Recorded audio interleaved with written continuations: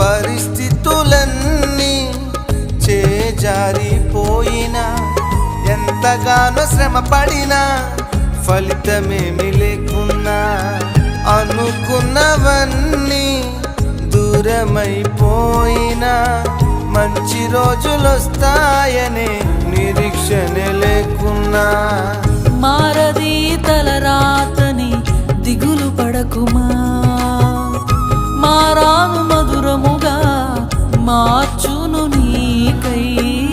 మారది తలరాతని దిగులు పడకుమా, మారాను మధురముగా మార్చును నీ